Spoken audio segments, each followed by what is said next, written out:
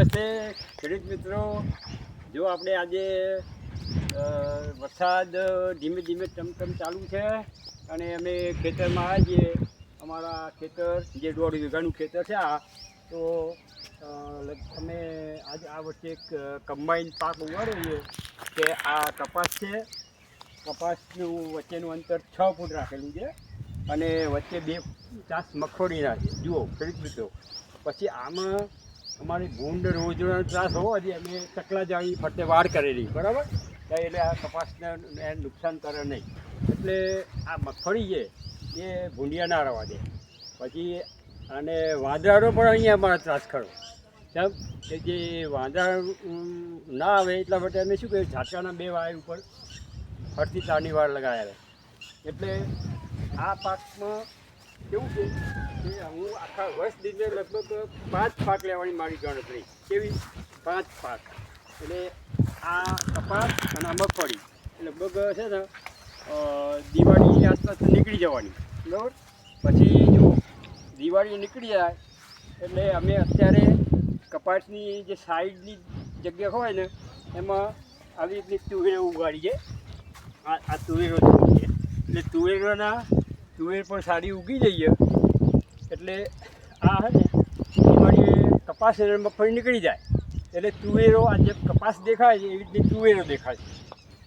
પછી શું કરવાનું કે આમ તુવેરો કમ્પ્લીટ થઈ જાય, લગભગ દિવાળીની આજુબાજુ તુવેરો લગભગ આ કપાસની જેટલી હાઈટ છે ને એટલી તુવેરો થઈ જવાની, સાઈડમાં રોપેલી છે ને એટલે.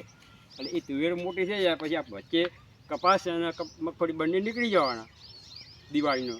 એટલે એ જે જગ્યા 6 ફૂટ વચ્ચેનો ગાળો થઈ જાય એટલે અમે ઘઉંનું વાવેતર કરવાના.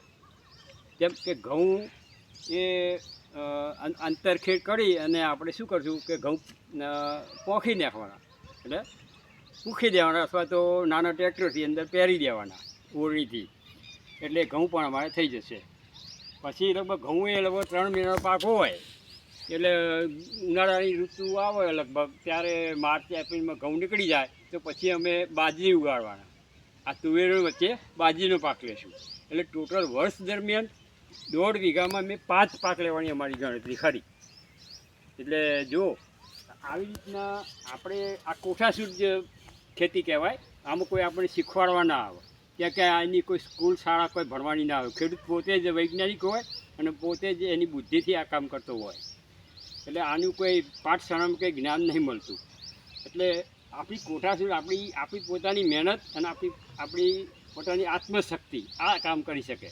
તો ઓછી જમીન અને સારું ઉત્પાદન મેળવવું હોય તો ખેડૂત મિત્રોને જણાવું છું કે આ રીતે ખેતી કરતા થાવ તો લગભગ તમારી ટૂંકી જમીનમાં પણ સારું એવું ઉત્પાદન આપણે લઈ શકો, એવું મારું માનવું છે.